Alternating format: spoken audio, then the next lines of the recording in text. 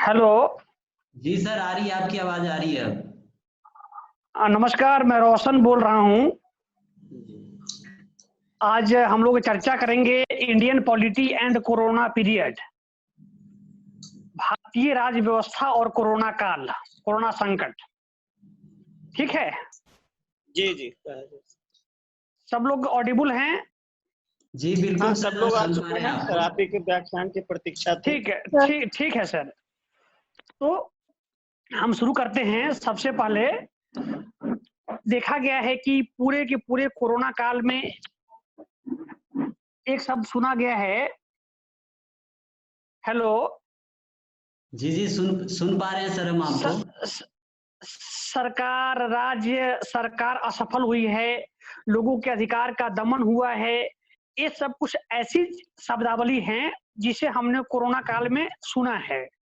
कुछ लोगों का कहना है कि स्टेट ने हमें फेल किया है, हम लोग का कहना है कि लोगों ने स्टेट को फेल किया है। तमाम प्रकार की एक चीज जो है हमारे दिमाग में आती है।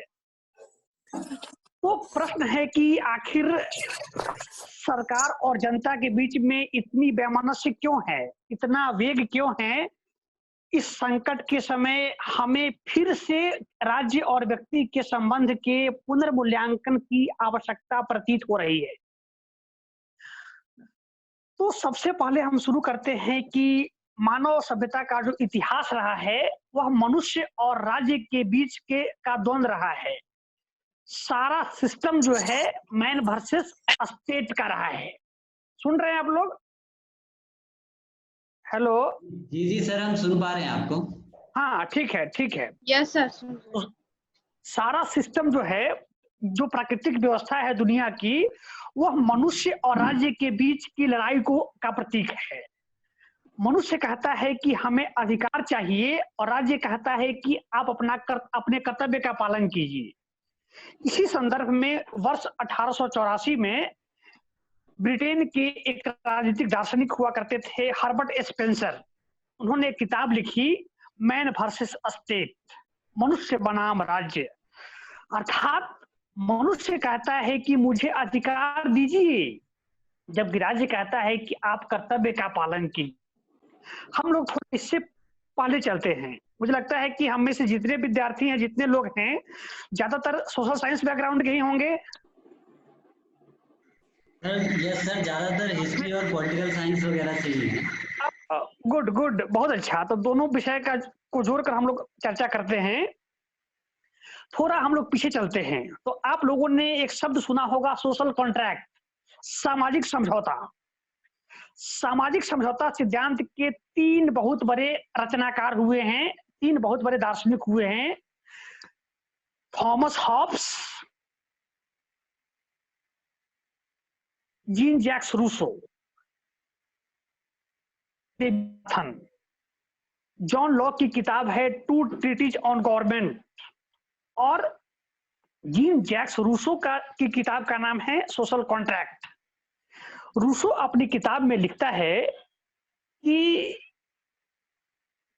प्रकृति में वह पहला व्यक्ति, विश्व में वह पहला व्यक्ति जिसने जमीन के एक टुकड़ा को रस्सी से घेर दिया, सराउंडिंग कर दिया, और दावा किया कि वह जमीन का टुकड़ा मेरा है, वह व्यक्ति इस दुनिया में संपत्ति के अधिकार का सृजन करता था। अर्थात दुनिया में प्राइवेट प्रॉपर्टी नाम की चीजों का विकास उस समझौता के परिणाम का प्रोडक्ट है, का उत्पाद है, जिसमें हम सबों ने दावा किया कि यह संपत्ति मेरी है, यह संपत्ति आपकी है। ठीक है? हेलो। जी जी जी सर जी। हाँ, यह संपत्ति मेरी है, यह संपत्ति आप। एक चीज मैं आप लोगों को कह देना चाह रहा हूं, आप लोगों को पूरे चर्चा के दौरान जिस पॉइंट पे लगे कि थोड़ी भी अस्पष्टता हो रही है, चर्चा अस्पष्ट हो रहा है, बस आप एक बार मुझे बोल दीजिए कि सर फिर से बता दिया जाए। हेलो। ठीक है, आ रही है। ठीक है सर। हाँ, ठीक है। दोबारा रिपीट कर दिया कीजिए।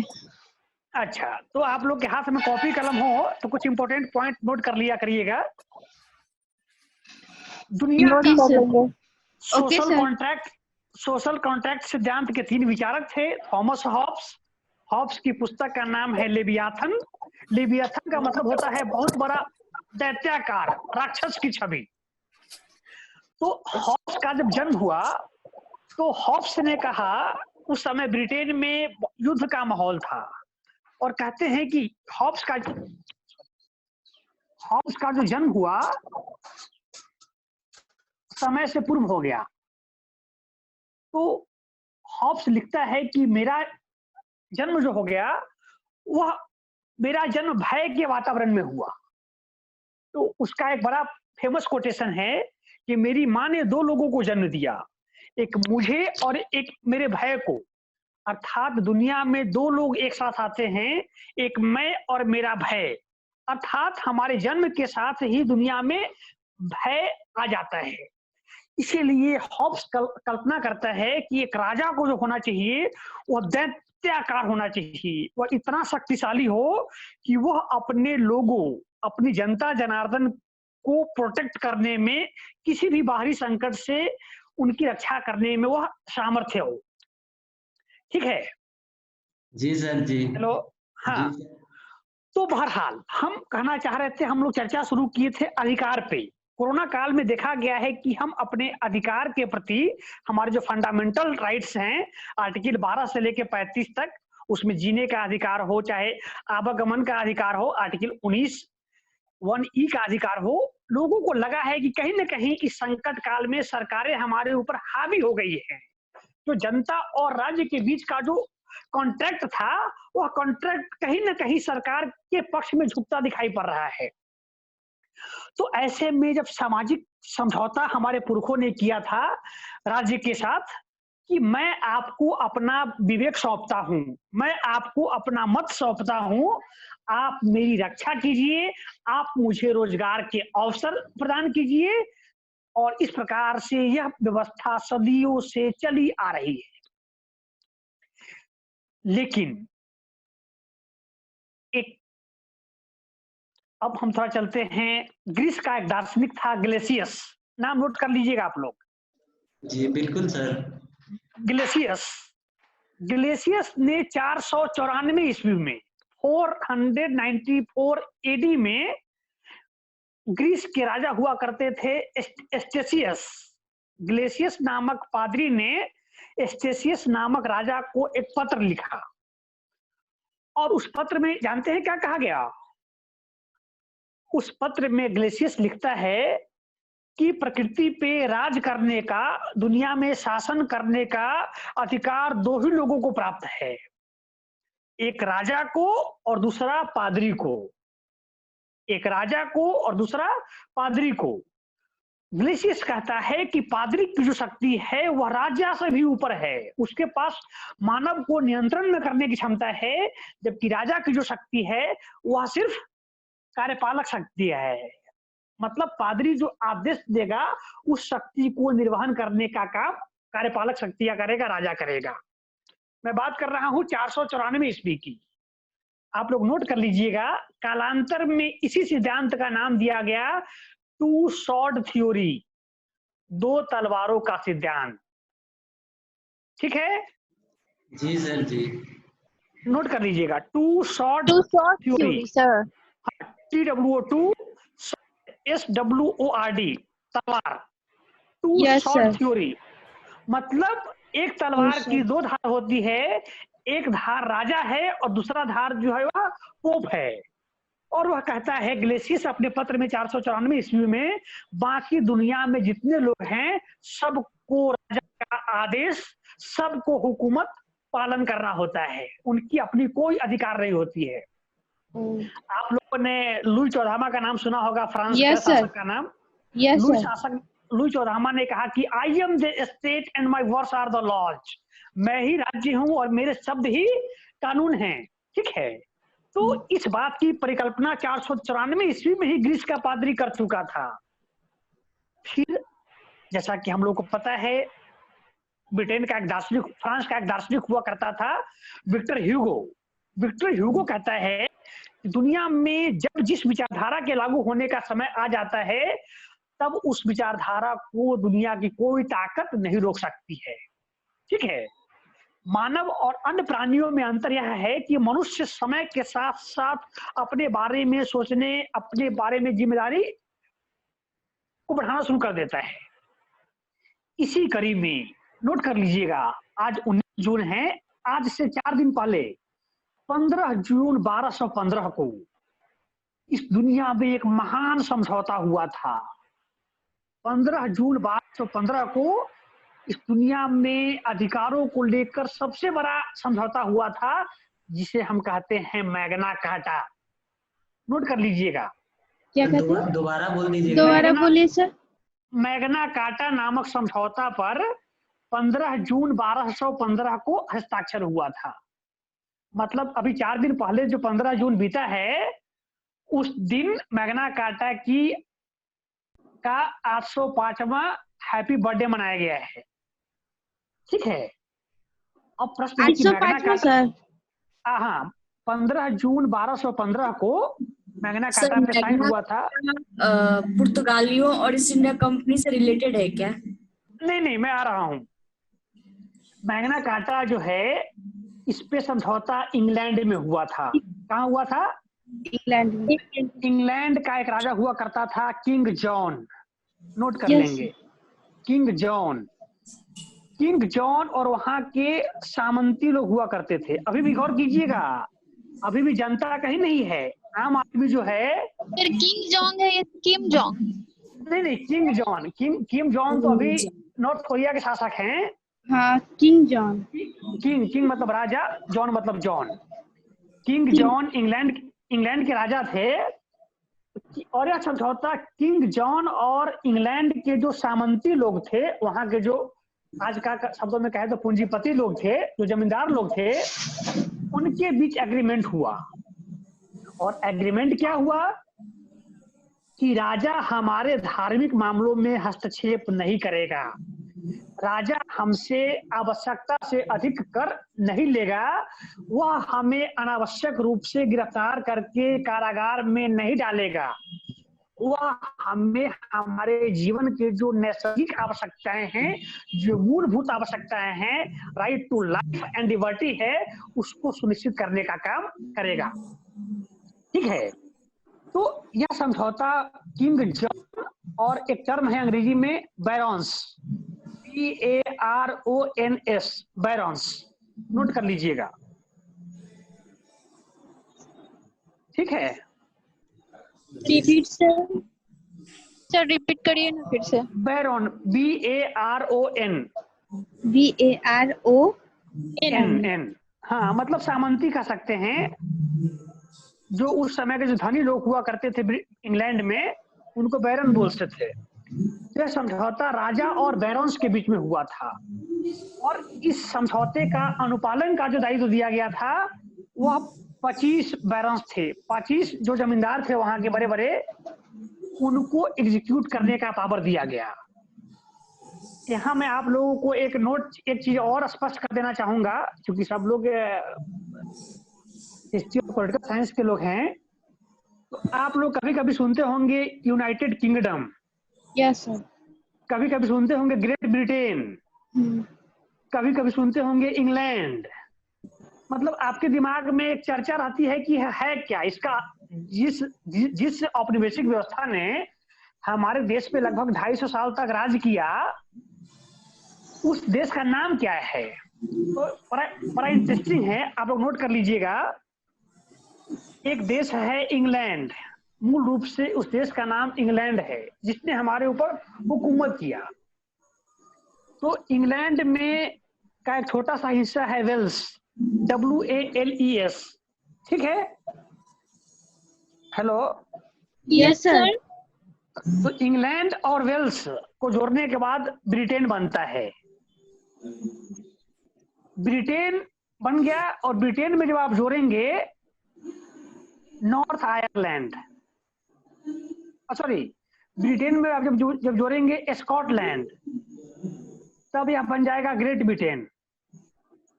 और ग्रेट ब्रिटेन बन गया। और अब ग्रेट ब्रिटेन में जब आप सर फिर से।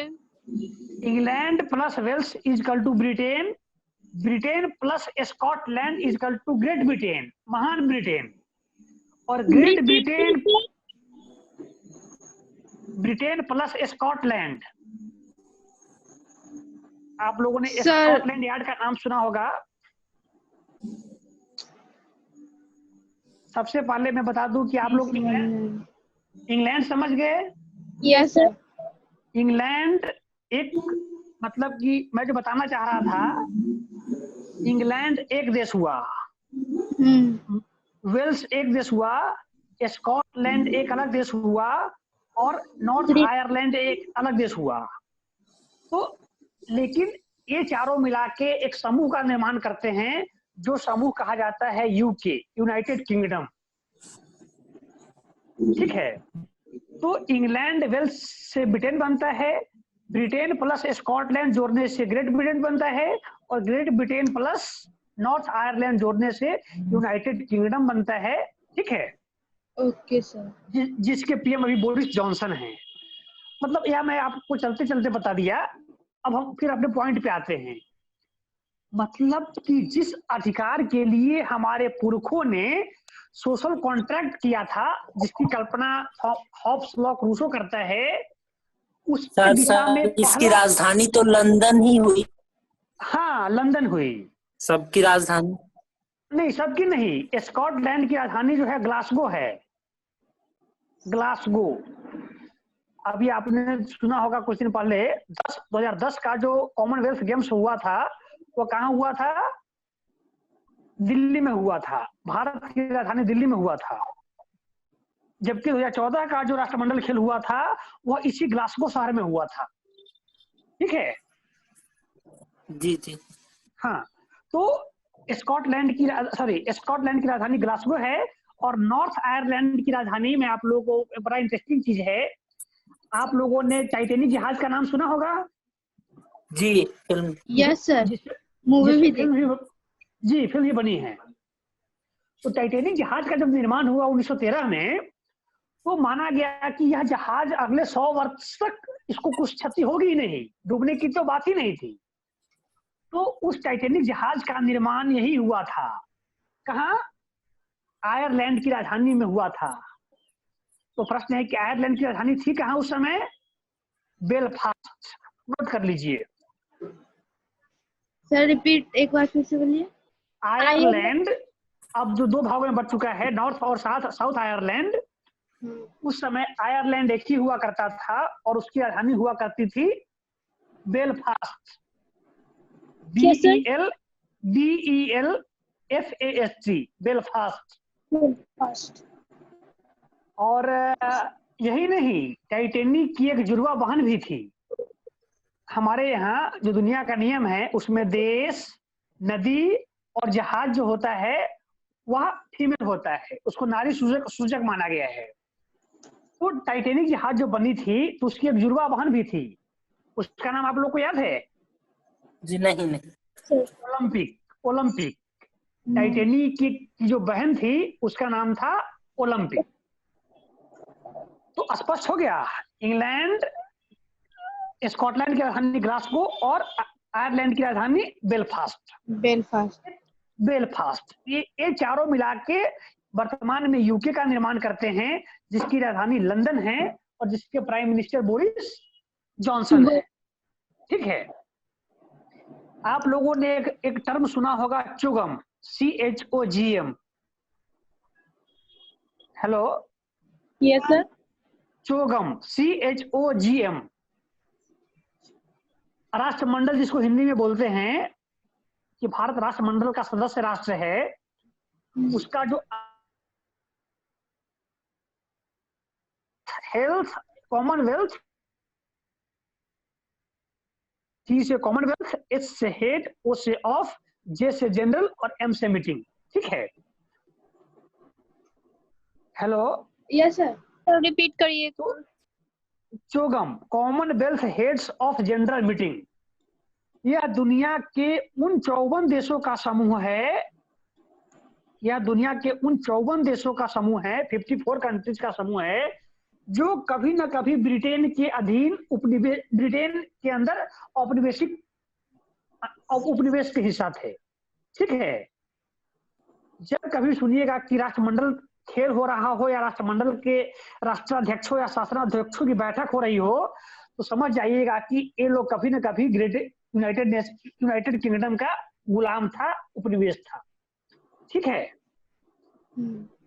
चोगम का मुख्यालय लंदन में है, इसको बोलते हैं राष्ट्रमंडल।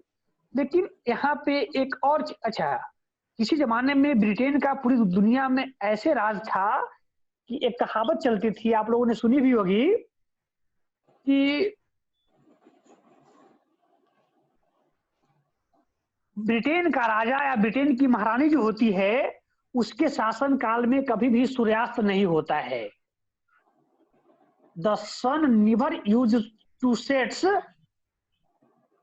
Under the British Empire. क्यों? क्योंकि उनका शासन उत्तर से लेकर दक्षिण गोलार्ध तक था, कहीं दिन होती थी, कहीं रात होती थी। ठीक है, स्पष्ट है? हेलो, हाँ, यस सर। तो या तो आप लोग बोला कीजिए, यस बोला कीजिएगा, तो मुझे लगेगा कि आप लोग सुन रहे हैं। Okay sir. तो यह हो गया राष्ट्रमंडल के देश। लेकिन यहीं पे एक कंफ्यूजिंग टर्म आप लोग के पास आएगा, राष्ट्रकुल के देश। राष्ट्रकुल के देश नाम सुना है आप लोगों ने? नहीं। कहीं राष्ट्रमंडल की जगह पे अगर राष्ट्रकुल लिखा हो तो यह मत समझिएगा कि राष्ट्र टाइप करने वाले को मिस्टेक हो गया है। राष्ट्रकुल में 13 सदस्य हैं। कितने देश हैं? 13 देश हैं। आप लोगों को पता है कि 1945 से लेके 1990 तक दुनिया जो थी वह 2 ध्रुव में बटी हुई थी। अमेरिका के नेतृत्व में पूंजीवादी शक्तियां और ब्रिटेन के सोवियत गणराज्य के नेतृत्व में साम्यवादी शक्तियां। इनके बीच अघोषित रूप से एक युद्ध हुआ करता था। एक पूंजीवाद को प्रश्रय देती थी और दूसरी साम्यवाद को प्रश्रय देती थी। ऐसे में अमेरिका का एक विद्वान हुआ बर्नार्ड बारूच। क्या नाम था? Bernard BERNARD, Bernard Baruch BARUCH।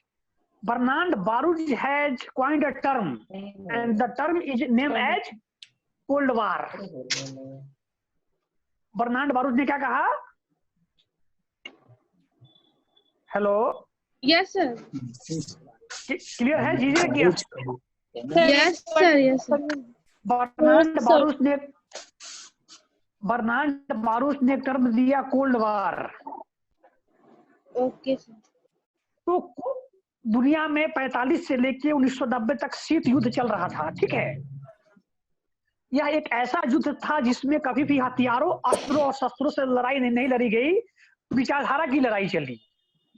लेकिन इस विचारधारा का अंत कब हुआ? इस शीत युद्ध का अंत कब हुआ? जब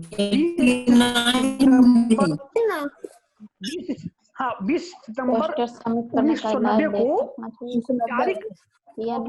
औपचारिक रूप से सोवियत गणराज्य का राष्ट्रपति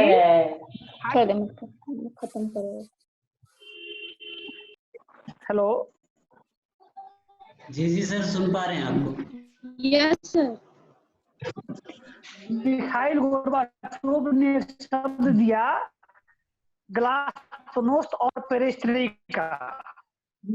ठीक है, गणराज्य रूस का विघटन हो गया और इससे 13 देश निकले। कजाकिस्तान, उज्बेकिस्तान, यूक्रेन, बेलारूस इत्यादि देशों ने मिलकर एक अलग समूह बनाया और इस समूह का नाम है राष्ट्रकुल के देश। आवाज नहीं आ रही है। हेलो, जी सर, सुन पा रहे हैं सर हम लोग आपको। तो इन 13 देशों का एक समूह कहलाता है राष्ट्रकुल का देश। इसीलिए राष्ट्रमंडल में 54 देश थे और राष्ट्रकुल में 13 देश हैं। राष्ट्रमंडल का मुख्यालय लंदन था और राष्ट्रकुल का मुख्यालय, नोट कर लीजिए, बेलारूस की राजधानी मिन्स्क में है। कहाँ है? मिन्स्क बेलारूस की राजधानी है, वहां पे है। ठीक है, हेलो। Yes sir. जी सर। अब हम लोग चर्चा कर रहे थे फिर से राष्ट्रमंडल में कितने देश थे? राष्ट्रमंडल में 54 देश थे। 54 नहीं आ रहा है सर। तो लगता है कनेक्टिविटी की समस्या होगी हम लोगों की। नहीं सर, आपकी कनेक्टिविटी सही है, शायद मैम की कनेक्टिविटी। नेहा कुमारी का जो भी है उनका कनेक्टिविटी कमजोर है, सर की आवाज बिल्कुल क्लियर आ रही है। Yes sir. नेहा जी को नेटवर्क में आ जाएंगी। तो 54 देश राष्ट्रमंडल में हैं और 13 देश राष्ट्रकुल में हैं। राष्ट्रमंडल का मुख्यालय लंदन में है और राष्ट्रकुल का मुख्यालय बेलारूस की राजधानी मिन्स्क में है। ठीक है जी सर। अब हम लोग आते हैं मैग्ना कार्टा। समझ में आया? मुख्यालय कहाँ है? राष्ट्रमंडल का मुख्य लंदन में है और राष्ट्रकुल का मुख्यालय बेलारूस की राजधानी मिन्स्क में है। MINSK। ठीक है, ओके सर। अब हम फिर से आते हैं मैग्ना कार्टा जो हुआ था। तो मैग्ना कार्टा संधि का नाम था Magna Carta Libertatum. Magna Carta Libertatum is a Latin word. ठीक है, हेलो। Yes sir. जिसका मतलब होता है अधिकार का घोषणा पत्र। मैग्ना कार्टा लिबर्टियम का अंग्रेजी में अर्थ है, हिंदी में अर्थ है अधिकार पत्र। इसलिए कभी कभी आप लोग सुनते होंगे कि जब फंडामेंटल राइट्स पढ़ते होंगे तो कहा जाता होगा आपको कि fundamental right is the Magna Carta of Indian constitution. Bharat के संविधान का मैग्ना कार्टा क्या है? Fundamental rights. Fundamental rights. हाँ, ऑब्जेक्टिव प्रश्न आता है यूपीएससी बीपीएससी में, what is the Magna Carta of Indian constitution? तो fundamental right is the Magna Carta of Indian constitution. Yes sir. अब जो हम शुरू करने वाले हैं, अभी तो हम लोगों ने बैकग्राउंड पे चर्चा की है। अब जो हम चर्चा करने वाले हैं, असल पॉलिटिकल और हिस्ट्री की शुरुआत यहाँ से होती है। मैग्ना कार्टा ने हमें एक दिशा दिया, एक दर्शन दिया कि मनुष्य के भी अधिकार कुछ होने चाहिए। उससे पहले मनुष्य का अधिकार जो था वह ईश्वर और पादरी के दया पे चलता था।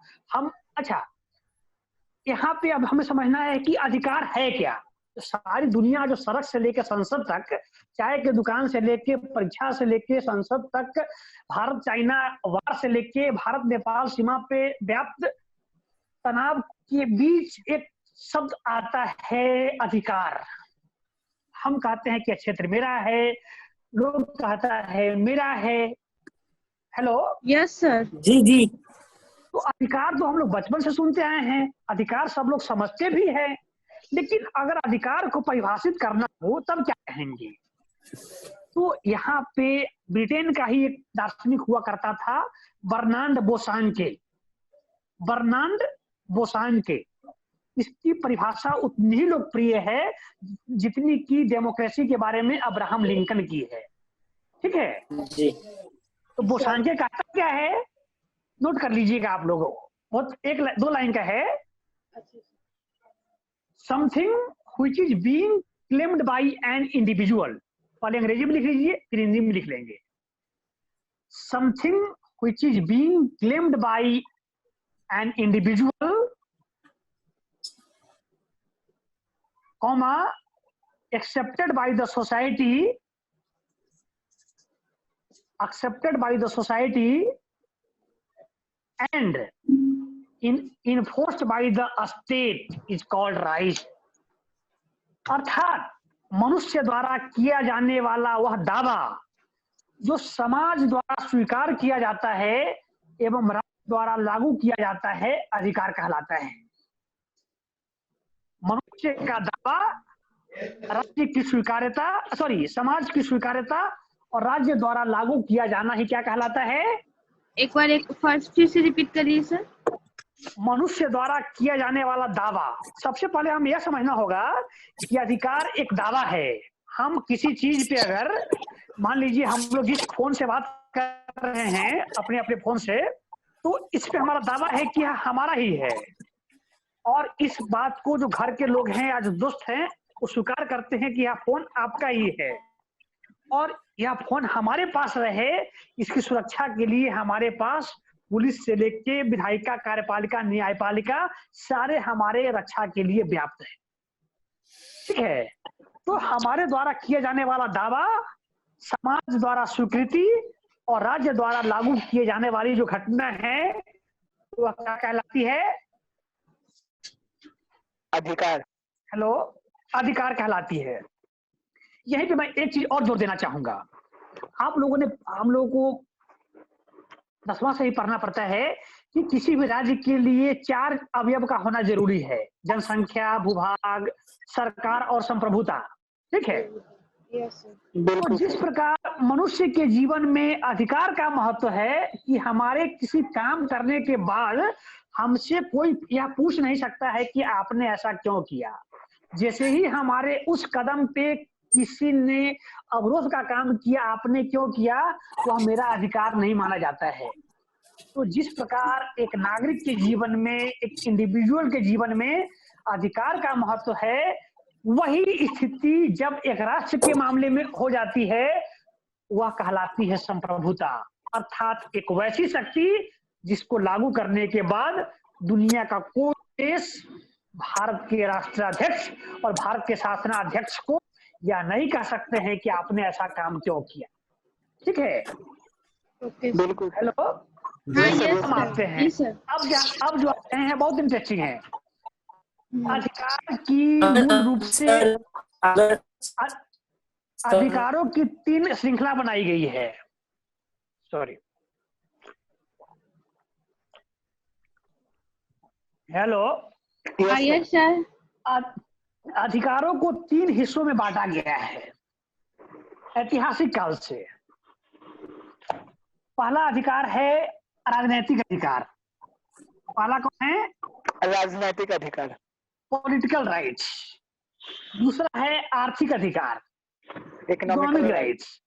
और तीसरा है सामाजिक अधिकार, उसी को हम लोग बोलते हैं मानव अधिकार। उसी का प्रकार है नागरिक अधिकार, नैसर्गिक अधिकार। जी, तो मूल रूप से हमें 3 समझना है: पॉलिटिकल राइट्स, इकोनॉमिकल राइट्स और सोशल राइट्स। अब देखिए, पूरा बड़ा इंटरेस्टिंग है, एकदम किसी फिक्शन की तरह है। अब मैग्ना कार्टा पर तो साइन हो गया, लेकिन मैग्ना कार्टा बस एक शुरुआत थी। दुनिया को हम आज विश्व भर में जितने अधिकार है उसकी प्राप्ति के लिए दुनिया को 4 बड़े बड़े युद्ध, 4 बड़ी बड़ी महान क्रांतियां और 2 विश्व युद्ध का सामना करना पड़ा है। सबसे पहले हम लोग आते हैं 1688, 1688। हेलो, गौरवपूर्ण क्रांति। गुड, गौरवपूर्ण क्रांति, ग्लोरियस रिवॉल्यूशन, जिसको खूनी क्रांति ही बोलते हैं। गौरवपूर्ण क्रांति, यह क्रांति ब्रिटेन में हुई थी 1688 ईस्वी में। और पहली बार मैग्ना कार्टा के बाद पहली बार इस क्रांति के माध्यम से दुनिया को उसके राजनीतिक अधिकार के बारे में अवगत कराया गया कि तुम्हारे कुछ राजनीतिक अधिकार है और उसके लिए तुम्हें लड़ना पड़ेगा। याद कीजिए, जो 1215 का मैग्ना कार्टा हुआ था वह सिर्फ हमारे जीवन के मूलभूत आवश्यकताओं के लिए हुआ था, जबकि 1688 की जो गौरवपूर्ण क्रांति हुआ उसने हमें राजनीतिक रूप से सशक्त करने का प्रयास किया। ठीक है, हेलो, और राजनीतिक अधिकारों की दिशा में गौरवपूर्ण क्रांति के बाद अगली जिस क्रांति का सबसे बड़ा नाम होता है उस क्रांति का नाम है अमेरिकन क्रांति। 1778 76 4 जुलाई 1776 को यह क्रांति संपन्न हुई थी। और जानते हैं इस क्रांति का नारा क्या था? इस क्रांति का नारा था नो टैक्सेशन विदाउट रिप्रेजेंटेशन। इसको रिपीट करिए फिर। नो टैक्सेशन विदाउट रिप्रेजेंटेशन मतलब जनता ने सरकार के खिलाफ आंदोलन किया और आंदोलन का उसका नारा था कर प्रतिनिधित्व तो नहीं तो कर नहीं। मतलब जनता ने संवेद स्वर में घोषणा की कि अगर शासक हमें रिप्रेजेंटेशन नहीं देगा सत्ता में तब तक हम कर नहीं देंगे। ठीक है। Yes, sir. मतलब एक तरह से अमेरिकन क्रांति जो थी वह एक तरह से खुलेआम बगावत था। या तो तुम मुझे रिप्रेजेंटेशन दो, संसद में मुझे भी बुलाओ, कानून बनाने में मेरी भी हिस्सेदारी होनी चाहिए, वरना मैं टैक्स नहीं दूंगा। सर फर्टर्निटी लिबर्टी कहाँ से आई थी? आते हैं बॉस, इसके बाद आ रहे हैं। तो अमेरिकी क्रांति ने कहा नो टैक्सेशन विदाउट रिप्रेजेंटेशन। आप लोगों ने इतिहास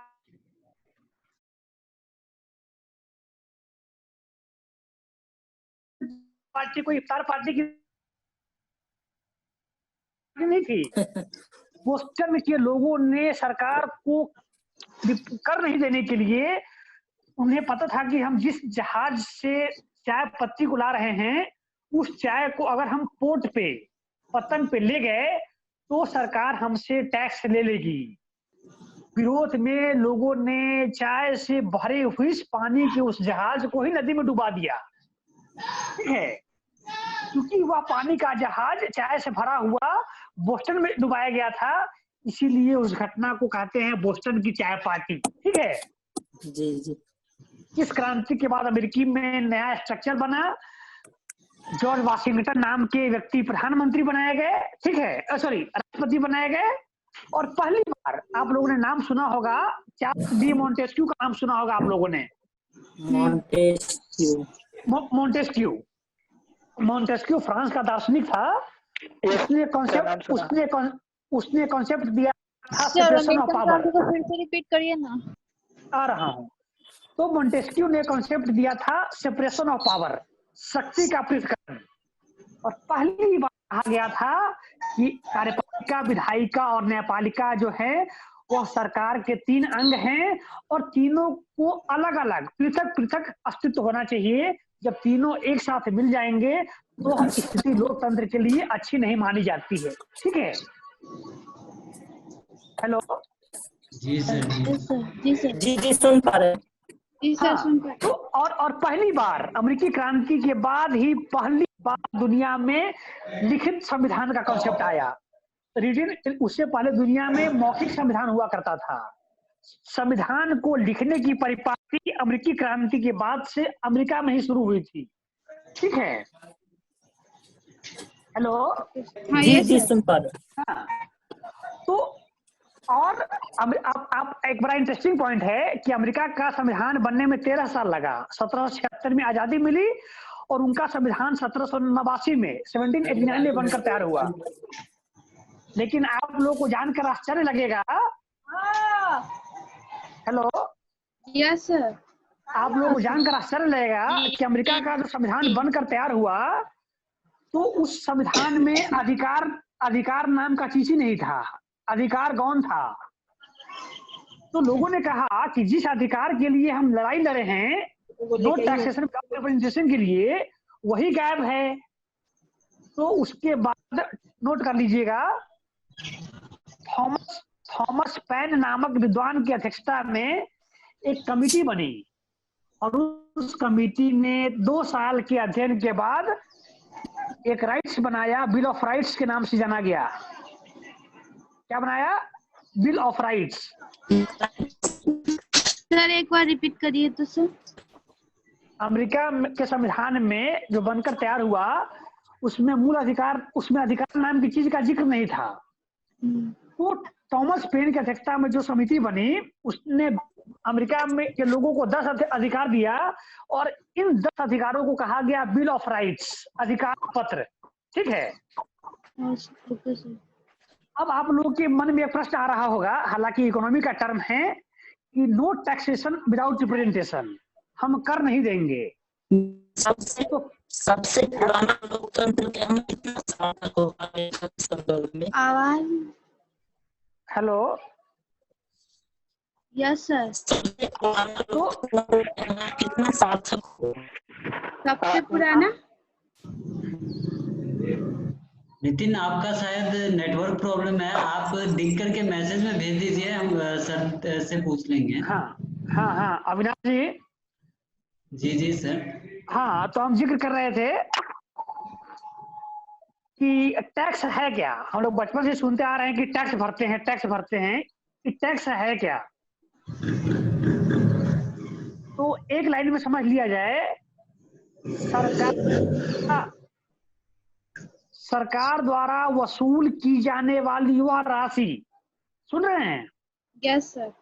सरकार द्वारा जनता से वसूली जाने वाली वह राशि जिसके एवज में हमें कोई सेवा मुहैया नहीं कराई जाती है, टैक्स कहलाता है या कर कहलाता है? गौर कीजिएगा,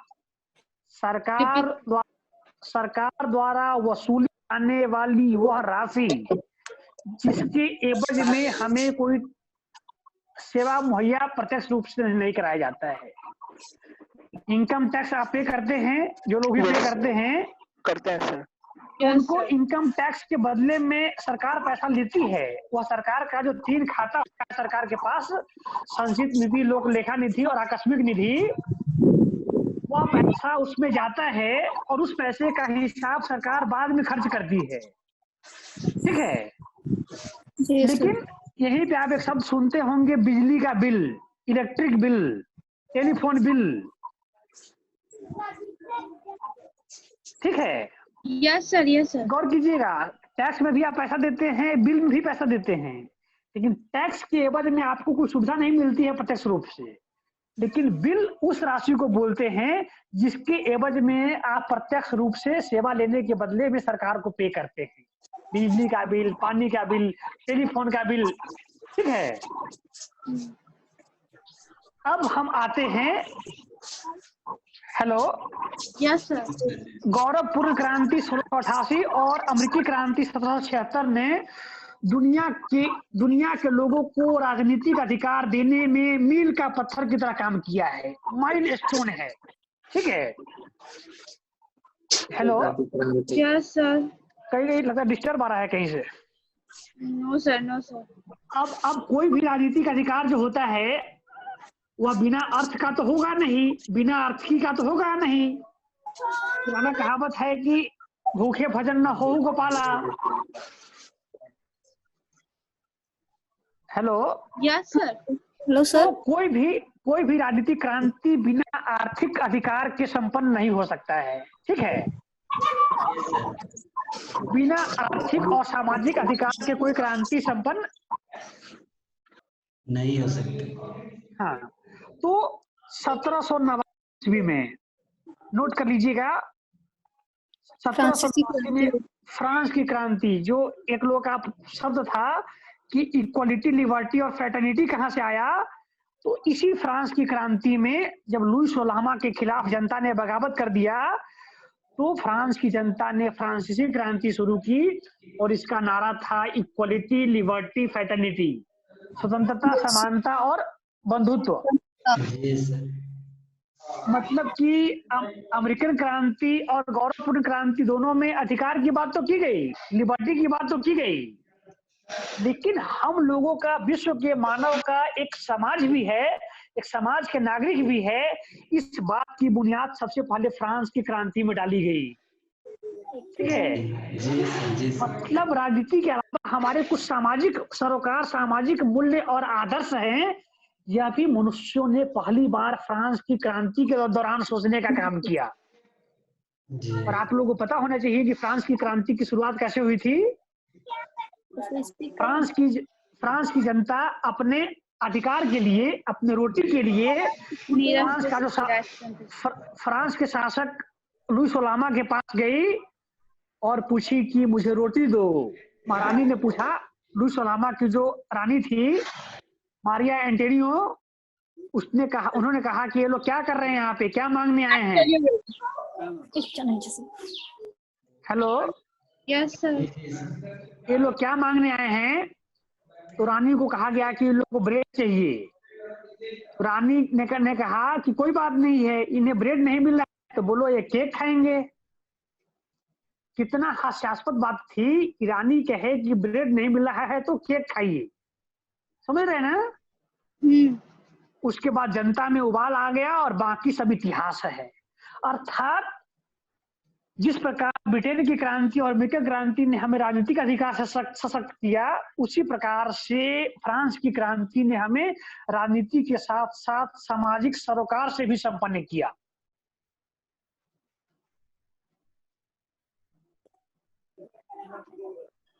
बफरिंग आ रही है sir. Hello hello sir. Hello hello.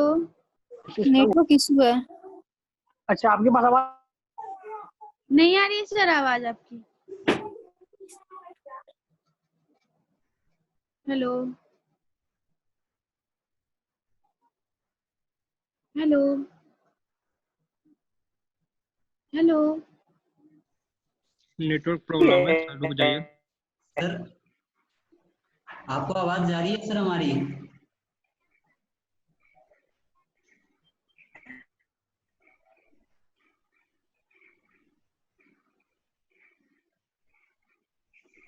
रोशन सर, आप सुन पा रहे हैं हमें? हमें आपकी आवाज नहीं मिल पा रही है।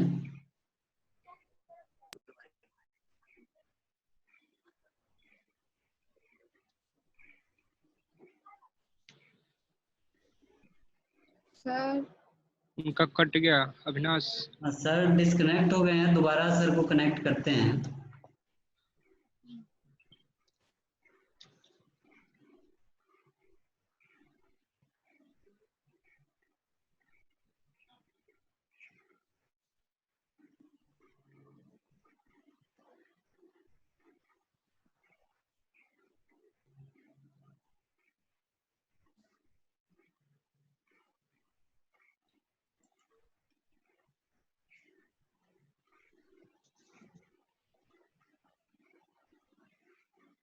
हेलो जी सर, आ रही है आपकी हेलो आवाज? आ रही है। सर आपकी आवाज हाँ नहीं। Hello sir.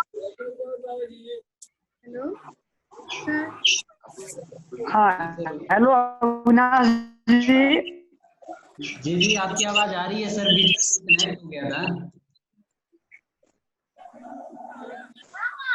हेलो ये सर हम सुन रहे हैं, आप बोलिए सर, पढ़ाइए।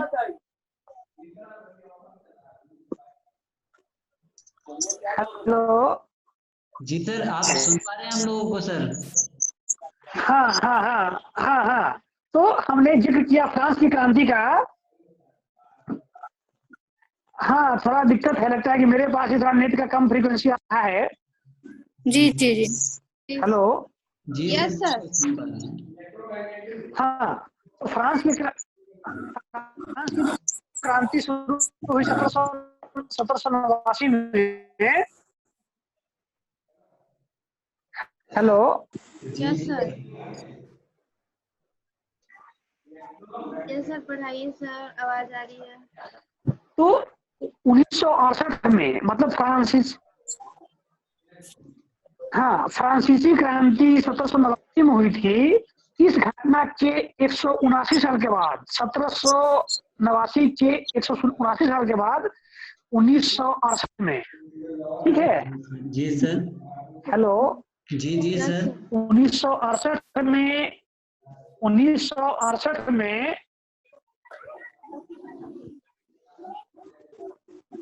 आगे 1968 1968 में फ्रांस के लोग सड़क पे आ गए। और जानते हैं, फ्रांस के लोग सड़क पे आ गए और वहां का राष्ट्रपति हुआ करते थे चार्ल्स डी गॉल। हेलो। जी सर। जी सर। चार्ल्स डी गॉल के खिलाफ वहां के लोग, कॉलेज में पढ़ने वाले छात्र छात्राएं सड़क पे आ गए। और जानते हैं सड़क पे क्या नारा लगाया? क्या? इन नारों को आप लोग नोट कर लीजिएगा, इनका राजनीतिक इतिहास में बहुत बड़ा योगदान है। नारा दिया कि दीवारों के भी कान होते हैं, दीवारों के भी कान होते हैं, लेकिन हमारे शासकों के कान के भीतर दीवार नहीं होनी चाहिए। जी सर। हेलो। जी यस सर। Yes sir. सुन पा रहे हैं पूरी तरह से? जी सर, पूरे दीवारों के भी कान होते हैं, लेकिन हमारे शासकों के कान के भीतर दीवार नहीं होनी चाहिए। जी मतलब लोगों ने कहा, फ्रांस का राष्ट्रपति चार्ल्स डी गॉल इस्तीफा लेकर पहुंच गया बच्चों के सामने कि इस्तीफा ले लीजिए। बच्चों ने कहा कि आपके इस्तीफा लेने से मुझे क्या फायदा होगा, सांप नाथ जाएगा तो नागनाथ आएगा, ठीक है? जी सर।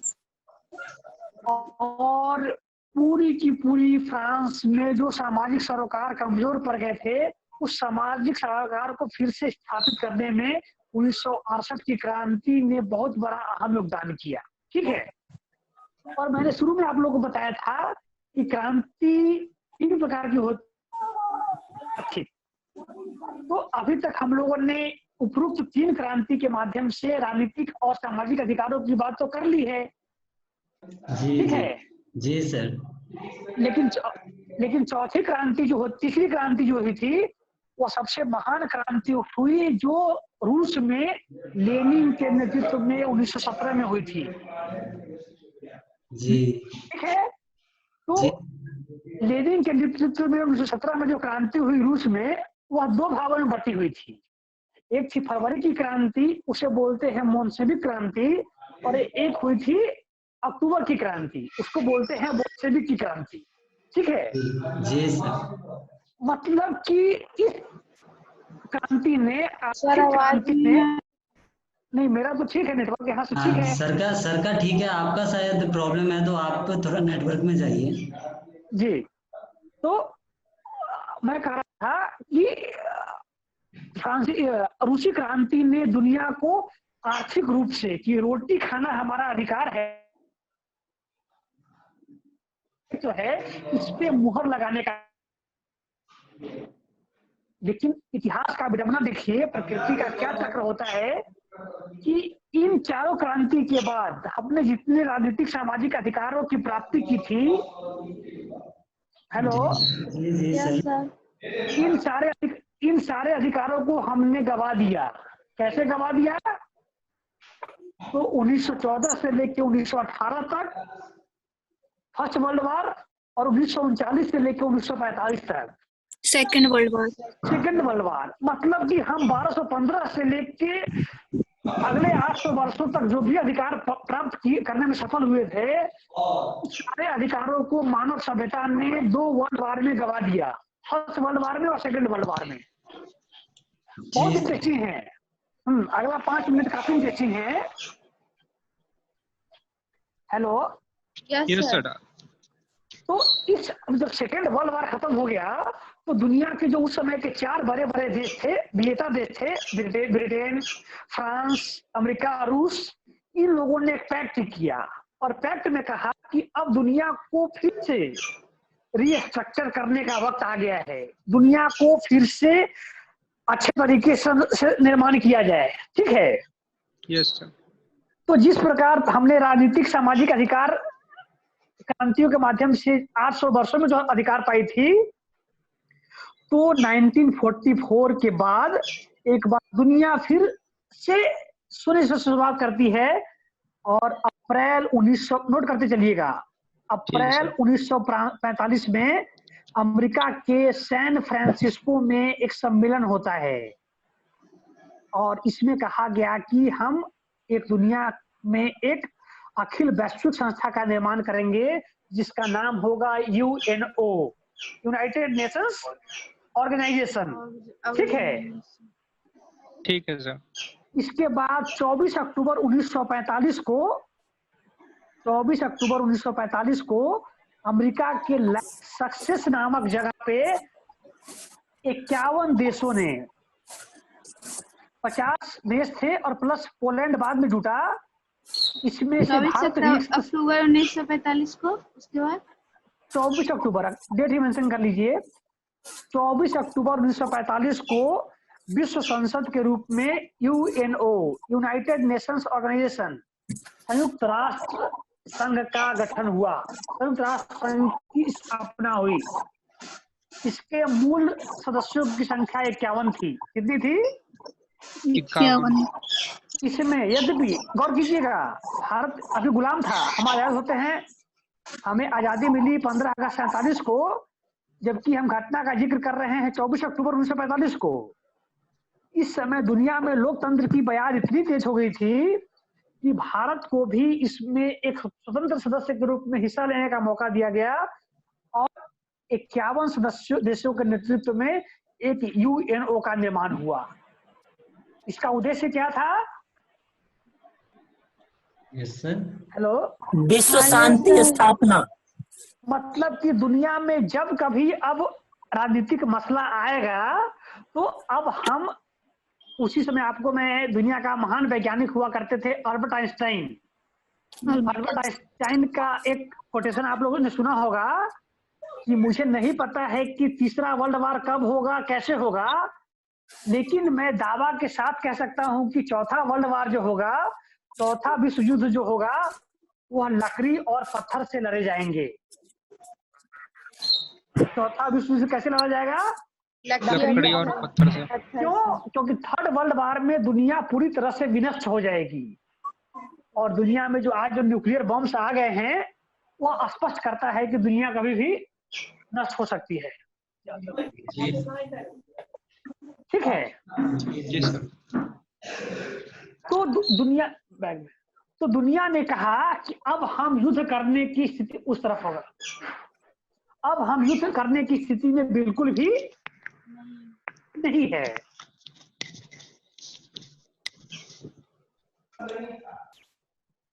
हेलो। जी सर। हाँ, तो उसके लिए यूएनओ का स्थापना हुआ और यहीं पे हम लोग एक चीज और जानना चाहिए कि यूएनओ में यूएनओ जो बना, इसका मुख्यालय कहाँ है?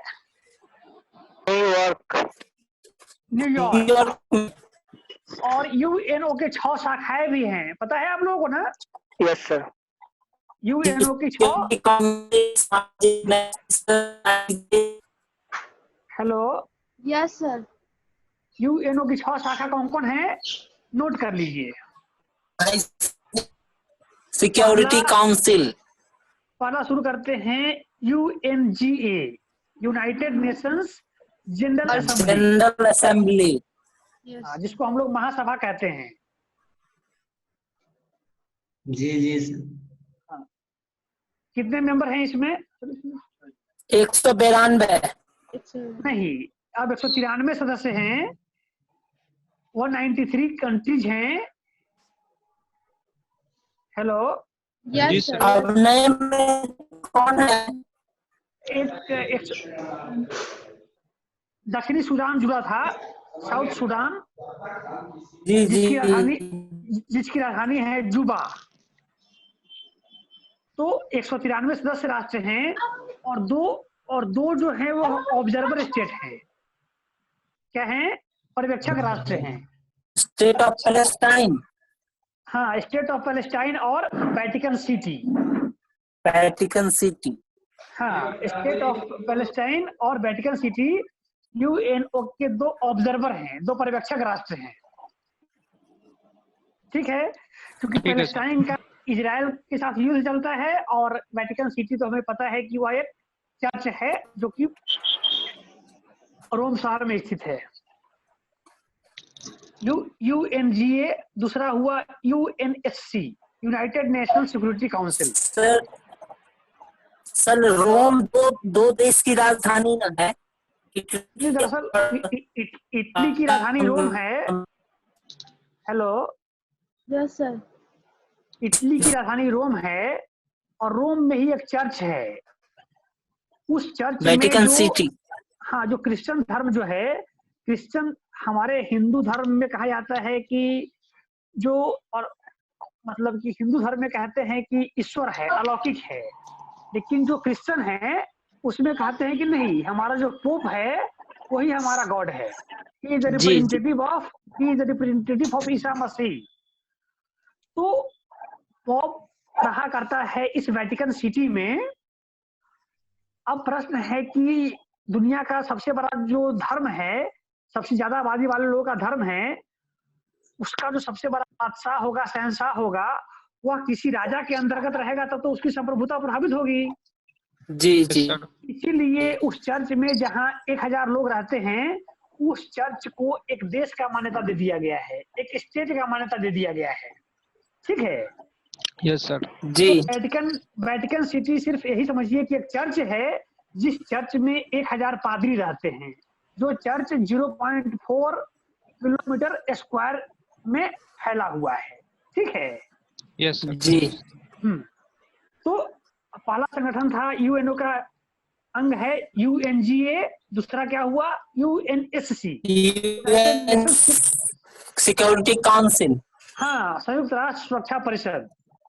आज ही सुबह में सदस्य। हेलो जी सर। 5 अस्थायी और 10 अस्थायी सदस्य। जी, आज ही सुबह में हमने खबर पढ़ी होगी अखबार में, भारत अस्थायी सदस्य। सर इसको फिर से रिपीट करिए ना। दुनिया का सबसे बड़ा धर्म से। कहाँ से करूँ फिर से? हेलो, दुनिया का सबसे बड़ा धर्म से स्टार्ट किए ना, वहीं से। दुनिया का जो सबसे बड़ा धर्म है क्रिश्चियन धर्म, उसका जो सबसे बड़ा धार्मिक गुरु होता है वह कहलाता है पोप, और पोप का जो बैठने का जगह है वह वेटिकन सिटी जो रोम में एक चर्च है उस चर्च में है। तो माना गया कि अगर मान लीजिए रोम में रहेगा तो इटली के जो प्रधानमंत्री हैं, इटली के जो राष्ट्रपति है, उनके अधीन रहना पड़ेगा। Yes sir. ऐसे में धर्म जो होता है वह भावुक होता है, धर्म व्यक्ति की भावना पे हावी हो जाता है। और मैं कार्ल मार्क्स का जिक्र कर रहा हूँ, तो कार्ल मार्क्स कहा करते थे कि धर्म अफीम की तरह है जो व्यक्ति को नशा में डाल देता है। ठीक है, तो इसीलिए धार्मिक भावना को ठेस न पहुंचे, इसीलिए वेटिकन सिटी को एक देश का दर्जा दे दिया गया, ताकि जो सम्मान भारत के प्रधानमंत्री, भारत के राष्ट्रपति, अमेरिका के राष्ट्रपति को प्राप्त होगा, वही सम्मान किसको प्राप्त होगा, जो वेटिकन सिटी का जो धार्मिक गुरु है उसको भी प्राप्त होगा। ठीक है। Yes sir. तो जिस प्रकार भारत के पीएम और भारत के प्रेसिडेंट के लिए हिज एक्सेलेंसी का यूज किया जाता है, जर्मनी के प्रधानमंत्री चांसलर के लिए हर एक्सेलेंसी का यूज किया जाएगा, उसी प्रकार पोप के लिए भी हिज एक्सेलेंसी का प्रयोग किया जाता है। ठीक है। Yes sir. तो पहला हो गया यूएनजीए, दूसरा हो गया संयुक्त राष्ट्र सुरक्षा परिषद यूएनएससी, जिसमें 15 सदस्य होते हैं, 5 अस्थायी हैं P5, अमेरिका, इंग्लैंड, फ्रांस, रूस और चाइना। जबकि 10 सदस्य जो हैं रोटेशन के आधार पे हर 2 वर्ष के बाद बदले जाते हैं। तो भारत 8वीं बार 2 वर्षों के लिए जो कार्यकाल 1 जनवरी 2021 से शुरू होकर 31 दिसंबर 2022 तक रहेगा के लिए नियुक्त हुआ है, निर्वाचित हुआ है। ठीक है। ठीक है सर। अब जो यूएनओ का तीसरा हेड है उसका नाम है सचिवालय, सेक्रेटेरिएट। ठीक है, मुख्यालय। यस। चौथा है इकोसॉक, इकोनॉमिक एंड सोशल काउंसिल, इसमें 54 सदस्य होते हैं। हेलो। Yes sir. इकोसॉक, इकोनॉमिक एंड सोशल काउंसिल में 54 सदस्य होते हैं। 5वां है ट्रस्टीशिप काउंसिल, न्यास परिषद। हेलो। ओके सर, आवाज आ रही है।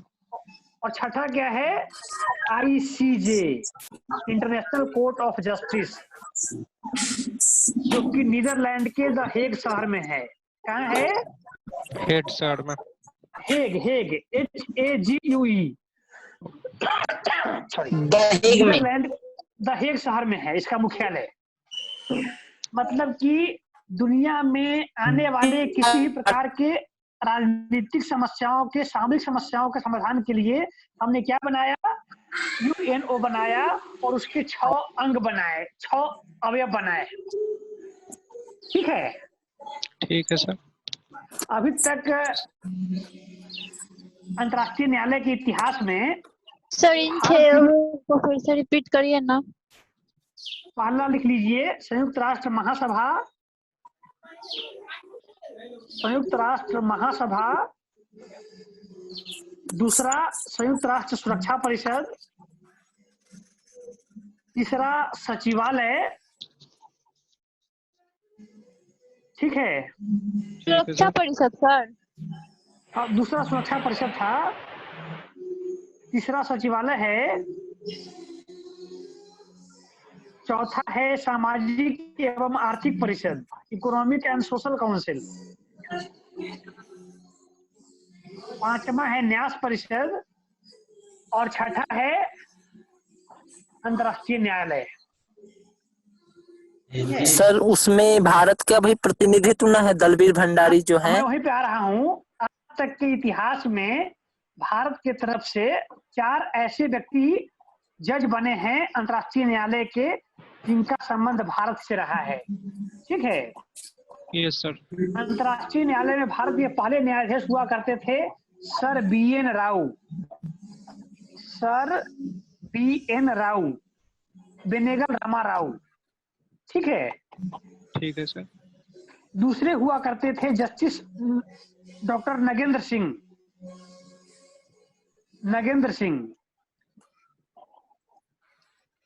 और डॉक्टर नगेंद्र सिंह की खासियत यह रही। Hello, yes sir. Doctor Nagendra ji, Singh ji. अंतर्राष्ट्रीय न्यायालय के मुख्य न्यायाधीश भी बने थे, चीफ जस्टिस रहे थे वहां। अंतर्राष्ट्रीय न्यायालय में 15 जज होते हैं। तीसरे जज थे justice Raghunandan Sahay Pathak, RS Pathak. Hello, yes sir. आप जी, लोगों सुन ने पा रहे हैं। भारत के उपराष्ट्रपति का नाम सुना होगा, गोपाल स्वरूप पाठक का, GS पाठक का। जी जी जी जी सुना। तो GS पाठक के सुपुत्र थे जस्टिस RS पाठक। ठीक है, और चौथे अंतर्राष्ट्रीय न्यायालय में चौथे जो जज हैं वर्तमान में कार्यरत हैं जस्टिस दलवीर दलवीर भंडारी भंडारी। जी।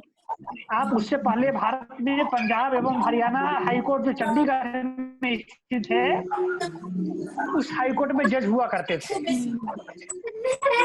सर इन चारों को फिर से रिपीट करिए ना। पहले सर BN राव, दूसरे डॉक्टर नगेंद्र सिंह, तीसरे RS पाठक और चौथे जस्टिस दलवीर भंडारी। ठीक है, yes sir.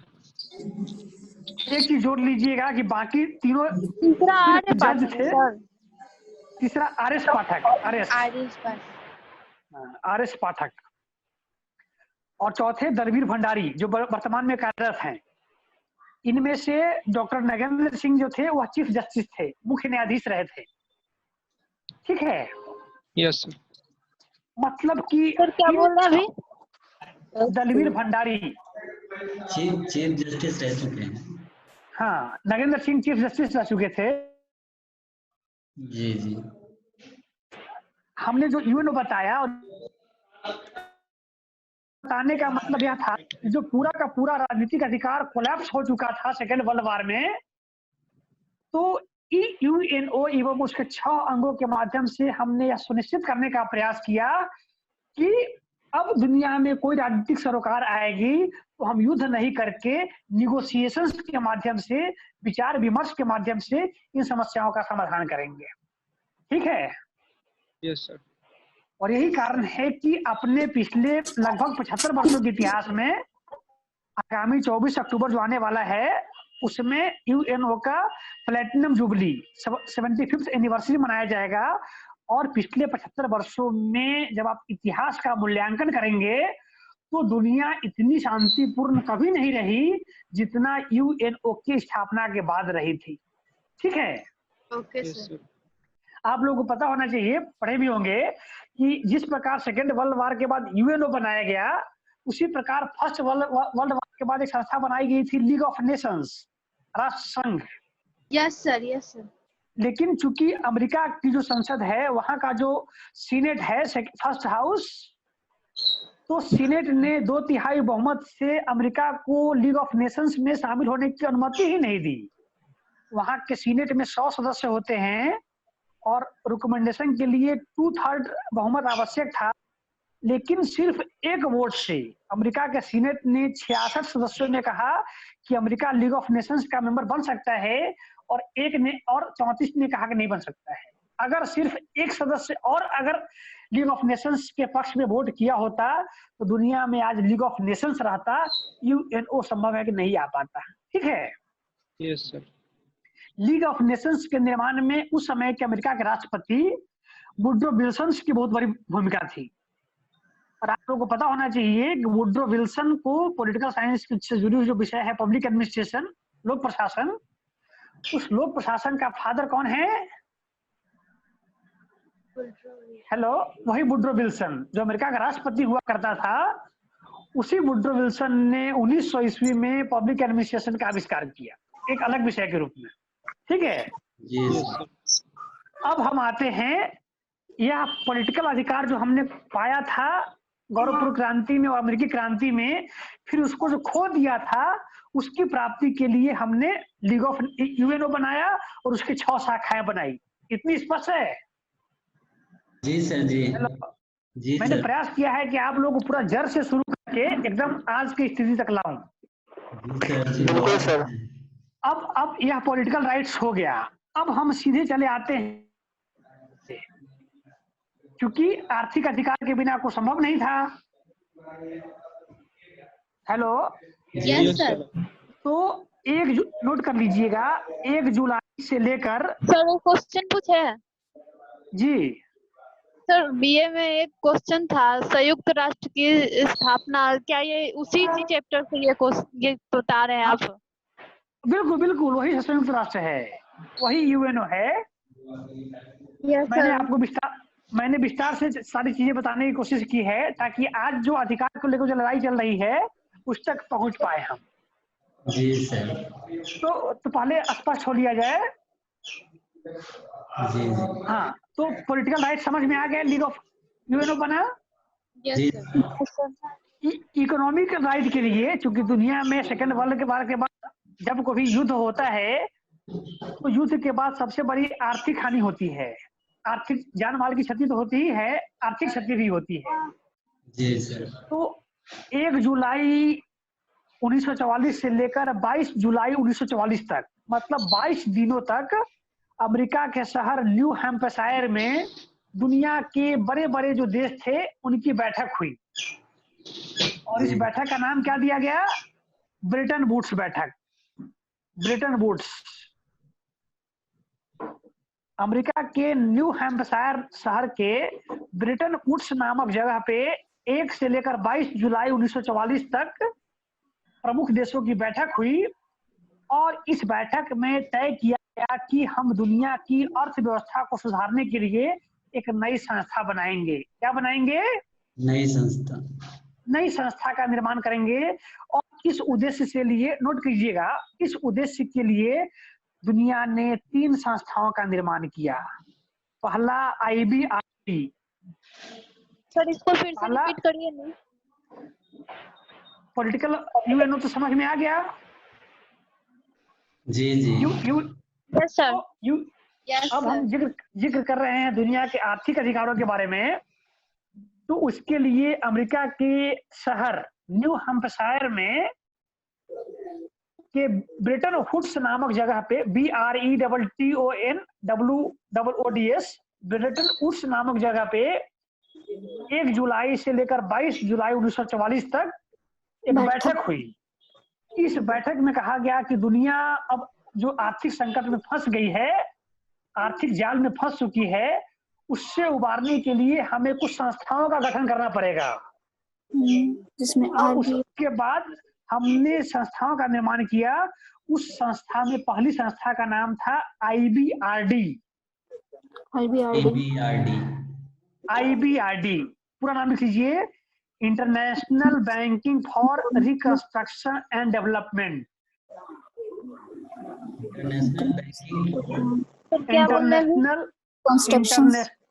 International banking for banking, international bank for reconstruction and development. जी सर। विकास एवं पुनर्निर्माण का अंतर्राष्ट्रीय बैंक। ठीक है? जी जी। इसकी एक शाखा है, उसका नाम है वर्ल्ड बैंक। क्या नाम है? World bank. जिसको हम लोग वर्ल्ड बैंक कहते हैं, वह कोई अलग संस्था नहीं है, वह IBRD की ही संस्था है।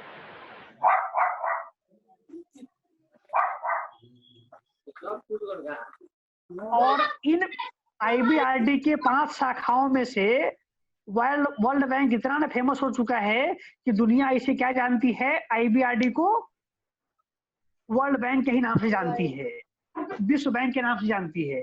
ठीक है? जी सर। विश्व बैंक का मुख्यालय कहाँ है? अमेरिका की राजधानी वाशिंगटन डीसी में है। क्या सिंगटन। है? वाशिंगटन। Washington DC. हाँ, डीसी लगाना आवश्यक है क्योंकि वाशिंगटन नाम का अमेरिका में एक अलग राज्य भी है। जी सर अमेरिका सर वाशिंगटन की राजधानी अमेरिका की राजधानी वाशिंगटन है ना sir? Washington DC, district of Columbia. Okay sir. इसीलिए चूंकि आप कभी कभी सुनते होंगे प्रश्न, आप लोग हमारे लेक्चर से बोर तो नहीं हो रहे हैं ना कि सर ज्यादा समय ले रहे हैं? बहुत ही इंफॉर्मेटिव नहीं सर, बहुत ही इंटरेस्टिंग लेक्चर लग रहा है सर। Good good. तो आप लोग कभी कभी सुनते होंगे कि दिल्ली में जो सरकार होती है, दिल्ली जो राज्य है संघ शासित, दिल्ली में जो सरकार होती है, पहले शीला दीक्षित मुख्यमंत्री थी, अब अरविंद केजरीवाल मुख्यमंत्री हैं। जी सर। दिल्ली की जो सरकार होती है, केजरीवाल की जो सरकार है, हाँ, ये लोग बार बार मांग करते हैं कि हमें पूर्ण राज्य का दर्जा दो। मांग करते हैं ना? सर यस सर, सुने होंगे कि दिल्ली को पूर्ण राज्य का दर्जा दो। Yes sir. लेकिन आप लोग चूंकि इतिहास और पॉलिटिकल साइंस के विद्वान लोग हैं, जैसे ही कोई प्रश्न पूछेगा ना आपसे कि दिल्ली को पूर्ण राज्य का दर्जा क्यों नहीं मिलना चाहिए, आप उनको कहिएगा कि संयुक्त राष्ट्र के 193 जो सदस्य राष्ट्र हैं, उनमें से कोई ऐसा देश नहीं है, नॉट ए सिंगल कंट्री ऐसा है जिसकी राजधानी एक अलग राज्य हो। मतलब दुनिया के किसी भी राज्य की राजधानी को एक अलग राज्य का मान्यता प्रदान नहीं किया गया है। क्यों?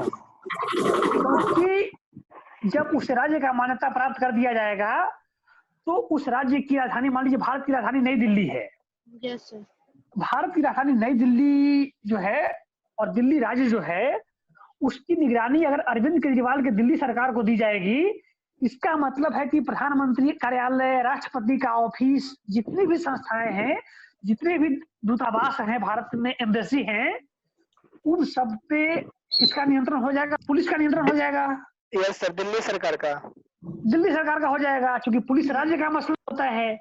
Yes sir. वो दिल्ली सरकार चाहेगी तो, हम जिस संप्रभुता का जिक्र कर रहे थे, तो दिल्ली सरकार कहेगी कि जाओ प्रधानमंत्री आवास से छापा मार के आओ मोदी जी के घर पे, तो इससे हमारी जो संप्रभुता है वही टूट जाएगी। समझ रहे हैं? जी सर। इसीलिए प्रत्येक, जापान की राजधानी को, टोक्यो को बोलते हैं एडवेंचर, भारत की राजधानी को बोलते हैं एनसीटी, और अमेरिका की राजधानी को बोलते हैं डिस्ट्रिक्ट ऑफ कोलंबिया। उसी प्रकार कोलंबिया, वाशिंगटन जो है वो कारण को रिपीट करिए ना एक बार जी। जो कारण आप बताए, मतलब राष्ट्र का दर्जा दिल्ली को क्यों नहीं दिया जा सकता है? राज्य का दर्जा, देखिए आप लोगों ने पढ़ा होगा डिवीजन ऑफ पावर, शक्तियों का विभाजन। Yes sir. भारत के संविधान में 12 अनुसूचियां हैं, 12 शेड्यूल्स हैं। इनमें से 7वीं अनुसूची आप लोगों ने पढ़ा होगा, उसमें 3 प्रकार की सूची दी गई है, केंद्रीय सूची, राज्य सूची और समवर्ती सूची। Yes sir. केंद्रीय सूची में 97 विषय हैं, राज्य सूची में 66 विषय हैं और समवर्ती सूची में 47 विषय हैं। केंद्रीय सूची में सिर्फ केंद्र सरकार कानून बना सकती है, राज्य सूची पे राज्य बना सकती है और समवर्ती सूची में दोनों बना सकते हैं। अब आप लोग के मन में एक प्रश्न आना चाहिए कि देश में वर्तमान में 28 राज्य हैं। कितने राज्य हैं? 28 और 8 केंद्र शासित प्रदेश हैं। ठीक है सर। राज्य सर 29 हो गया ना, एक तेलंगाना भी ना सर रहा है। नहीं 28 ही राज्य है। जम्मू कश्मीर को राज्य से हटाकर 2 यूटी में बांट दिया गया है, जम्मू कश्मीर और लद्दाख। Yes sir. इसीलिए राज्य की संख्या 29 से घटकर 28 हो गई है, और जो संघ राज्य था 7 था, वह बढ़कर 9 हो गया था, जम्मू कश्मीर और लद्दाख जोड़ने से। लेकिन वर्तमान में कोई पूछेगा कि कितने केंद्र शासित प्रदेश हैं, तो इसका जवाब होगा कि वर्तमान में 8 केंद्र शासित प्रदेश हैं। कितने हैं? 8। क्यों? क्योंकि दादर नगर हवेली और दमन दीव को 2020 के बाद, जनवरी 2020 के बाद मतलब एक साथ किया गया। गुड ग्रेट, बहुत अच्छा, बधाई हो। दादर हवेली और दमन दीव, जिसका राजधानी हुआ करता था सिलवासा, दादर हवेली का, इन दोनों को मिलाकर एक कर दिया गया है। तो अब आप लोग के मन में प्रश्न आना चाहिए कि जो केंद्र शासित प्रदेश होते हैं और जो राज्य होता है, इन दोनों में क्या मूलभूत अंतर है। दिल्ली, पुडुचेरी, दमन द्वीप, दादरा नगर हवेली, चंडीगढ़, अंडमान निकोबार द्वीप समूह, लक्षद्वीप, इनमें वैसी क्या नहीं है जो राज्य के पास है। आप लोग मेरी बात समझ रहे हैं? नहीं सर, क्वेश्चन सर समझ में नहीं आया ठीक से। मैं कह रहा था कि कोई राज्य जो होता है, देश में 28 जो राज्य हैं और जो 8 यूटीज हैं, इन दोनों में क्या अंतर है। तो मैंने जब आप लोगों को बताया कि राज्य सूची में जो 66, सुन लीजिए, राज्य सूची में जो 66 विषय होते हैं, हेलो, हाँ सर। तो राज्य सूची के 66 विषय में से विषय नंबर 1, विषय नंबर 2 और विषय नंबर 18, 1 से लेकर 66 तक की जब आप सूची देखेंगे तो विषय नंबर 1 कहता है पब्लिक ऑर्डर। क्या कहता है? Public order. विषय नंबर 2 कहता है पुलिस, और विषय नंबर 18 कहता है लैंड, जमीन। मतलब पब्लिक ऑर्डर मेंटेन करना, पुलिस और जमीन, या किसके हिस्से होंगे, राज्य सूची के विषय हैं। तो अब आपसे कोई पूछेगा कि बताओ दिल्ली राज्य क्यों नहीं है, पुडुचेरी राज्य क्यों नहीं है, तो आप लोग कहिएगा कि इनके पास भी 66 शक्तियों में से 63 शक्तियों पे कानून बनाने का अधिकार है। विषय नंबर 1, विषय नंबर 2 और विषय नंबर 18 पे नहीं है।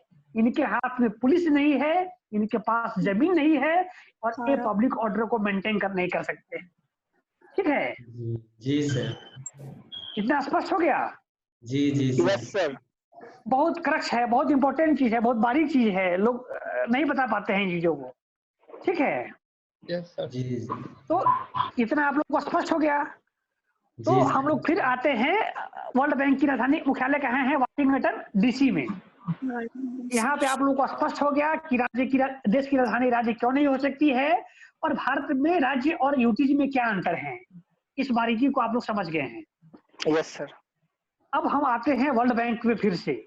वर्ल्ड बैंक में अब आप लोग बताइए कि मन में आ रहा होगा कि कितने मेंबर होते हैं वर्ल्ड बैंक में, आईबीआरडी के कितने मेंबर हैं? याद करने की जरूरत नहीं है। वह प्रत्येक राष्ट्र जो यूनाइटेड नेशंस का मेंबर होगा, वह स्वतः स्फूर्त रूप से वर्ल्ड बैंक का मेंबर हो जाएगा। Got it? जी सर। मतलब कि जो 193 प्लस 2 राष्ट्र यूएनओ के मेंबर हैं, वह यूएनओ के मेंबर होने, जिस प्रकार भारत का प्रधानमंत्री पदेन रूप से नीति आयोग का अध्यक्ष होता है, उसी प्रकार यूएनओ का प्रत्येक सदस्य राष्ट्र वर्ल्ड बैंक का मेंबर हो जाएगा। ठीक है जी सर। वर्ल्ड बैंक का जो परिपाटी रही है अपने स्थापना काल से लेकर आज तक, वर्ल्ड बैंक का अध्यक्ष सिर्फ उसी व्यक्ति को, वर्ल्ड बैंक, क्या प्रश्न कर रही हैं आप? सर जो बोले ना, भारत का प्रधानमंत्री नीति आयोग का अध्यक्ष होता है, उसी तरह से मतलब जो वर्ल्ड बैंक उसी प्रकार वर्ल्ड बैंक नहीं, उसी प्रकार जितने भी राष्ट्र संयुक्त राष्ट्र के सदस्य होंगे, वह स्वतः रूप से ही वर्ल्ड बैंक के सदस्य हो जाएंगे। उनको वर्ल्ड बैंक के मेंबरशिप के लिए अलग से अप्लाई करने की नहीं है। जी सर।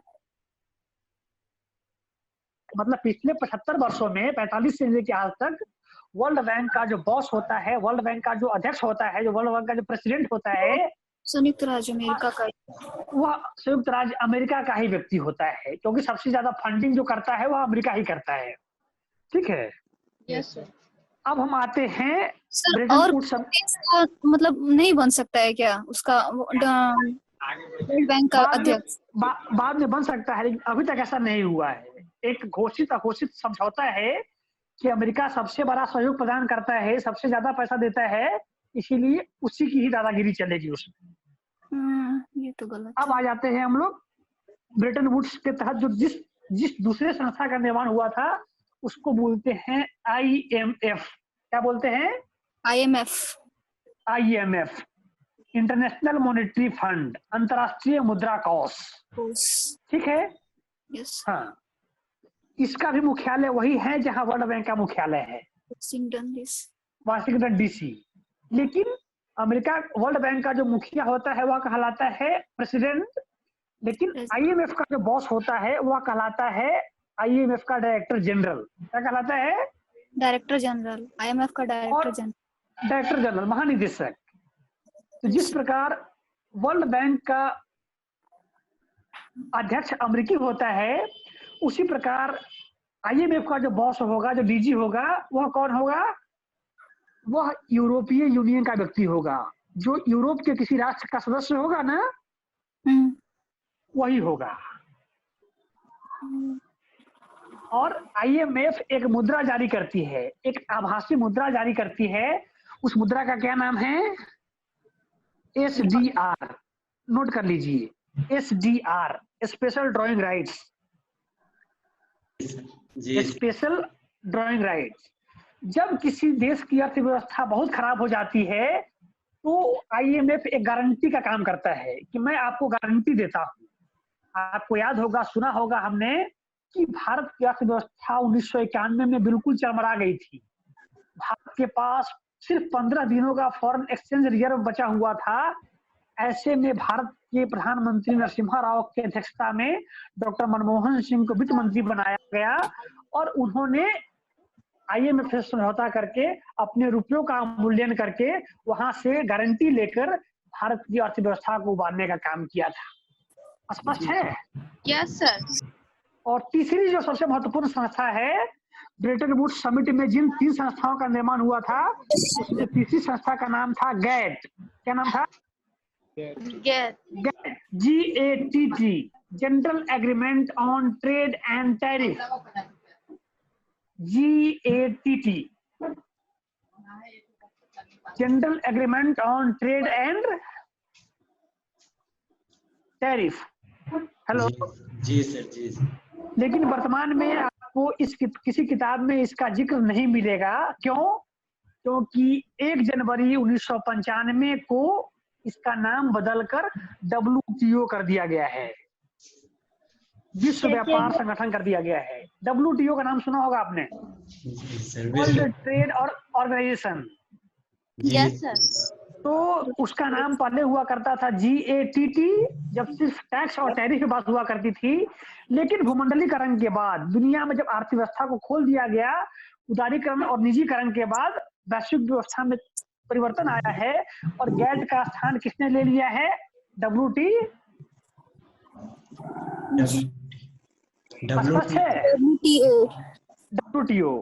लेकिन यहाँ पे एक कंडीशन है, जिस प्रकार प्रत्येक अंग्रेजी में कहावत है, all that glitters are not gold. चमकने वाली प्रत्येक चीज सोना नहीं हुआ करती है। Hello, yes sir. उसी प्रकार वह प्रत्येक देश जो UNO का मेंबर है और वह विश्व बैंक और IMF का सदस्य हो जाता है, लेकिन WTO के साथ ऐसा नहीं है। WTO का मुख्यालय कहाँ है? जिनेवा। कहाँ है? जिनेवा। और WTO के मेंबरशिप के लिए आपको अलग से अप्लाई करना पड़ता है। यही कारण है कि WTO के जो मेंबर की संख्या है 168 थी कुछ दिन पहले तक। आप लोग गूगल कर लीजिएगा, इसी 68-69 के आसपास होगी। ठीक है जी सर।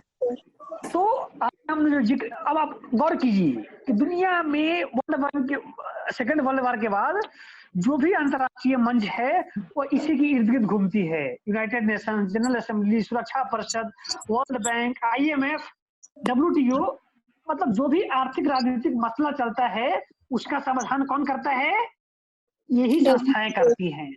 यही संस्थाएं करती है जिसका हमने अभी तक जिक्र किया।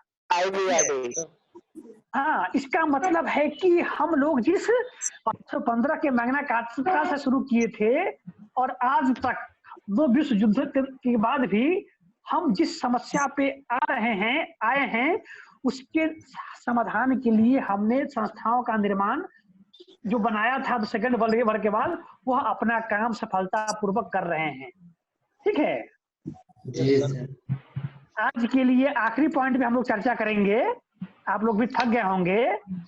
अविनाश जी को बोल के आप लोग किसी दिन क्योंकि हमारा जो टॉपिक था, हम लोग अभी टॉपिक पे नहीं आए हैं। इंडियन पॉलिटी और जो कोरोना संकट आया है, जिस प्रकार वर्ल्ड वार 1 और वर्ल्ड वार 2 के बाद एक नए प्रकार के वर्ल्ड ऑर्डर का निर्माण हुआ था, सुन रहे हैं?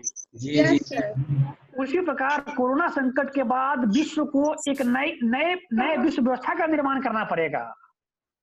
क्योंकि कोरोना संकट ने हमारे अभी तक के विकास के पैमाना को तार तार कर दिया है कि हमने सतत विकास के लिए काम किया ही नहीं किया है। ठीक है जी जी उसके लोग आज की स्थिति में मानव का अधिकार और कोरोना काल संकट जो पैदा हुआ है, उस पर चर्चा करने के लिए हम लोग एक और कल परसों तरसों जिस दिन आपको हो, बिल्कुल क्योंकि sir,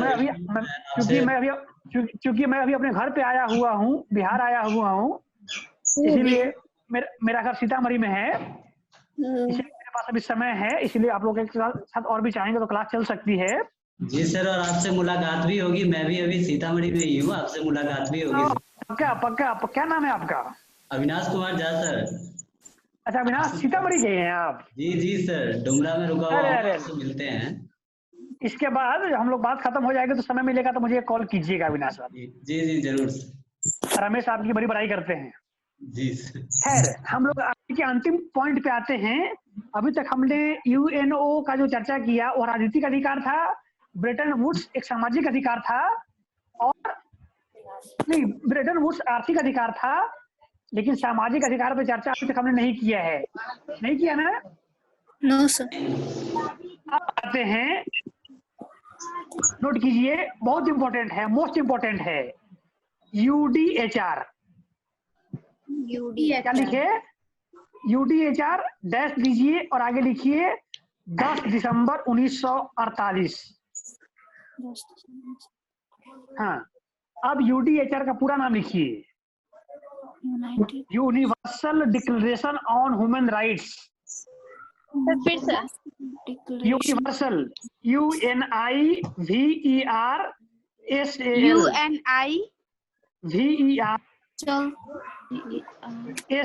universal declaration of human rights, मानव अधिकारों का सार्वभौम घोषणा पत्र। मानव अधिकार का सार्वभौम घोषणा पत्र डिक्लेरेशन के बाद सर ऑफ ह्यूमन राइट्स। हाँ, मानव अधिकारों का सार्वभौम घोषणा पत्र 10 सेकेंड वर्ल्ड वार 45 में खत्म हो गया। देखिए दुनिया में जब कोई ऑर्डर बनता है तो कितना अच्छा से बनता है। पहले दुनिया ने अपने लिए पॉलिटिकल और सोशल इकोनॉमिक राइट लाया। अब हुआ कि बिना सामाजिक अधिकार और मानव अधिकार का तो कुछ होगा नहीं, क्योंकि मनुष्य रहेगा तभी तो अधिकार रहेगा। ऐसे में 10 दिसंबर 1948 को फ्रांस की राजधानी पेरिस में, नोट कर लीजिए, फ्रांस की राजधानी पेरिस में 1947 सर 48 जिस साल गांधी जी की शहादत हुई, श्रीमती एलानोर एक बार फिर से रिपीट करिए सर। श्रीमती एलानोर ELANORE फ्रांस की राजधानी बोले सर। फ्रांस की राजधानी पेरिस में श्रीमती एलानोर रूजवेल्ट की अध्यक्षता में 10 दिसंबर 1948 को राजधानी क्या? फ्रांस की राजधानी पेरिस में, उसके बाद सर फ्रांस की राजधानी पेरिस में 10 दिसंबर 1948 को श्रीमती एलानोर रूजवेल्ट की अध्यक्षता में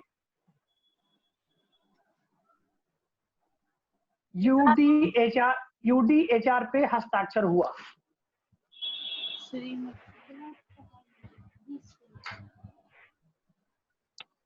मानव अधिकारों के सार्वभौम घोषणा पत्र पर हस्ताक्षर हुआ। ठीक है, जी। इसके अंतर्गत 1 से लेकर 30 अनुच्छेद, इसके लेकर इसके हस्ताक्षर अंतर्गत किया गया। 1 से लेकर 30 अनुच्छेदों की व्याख्या की गई है।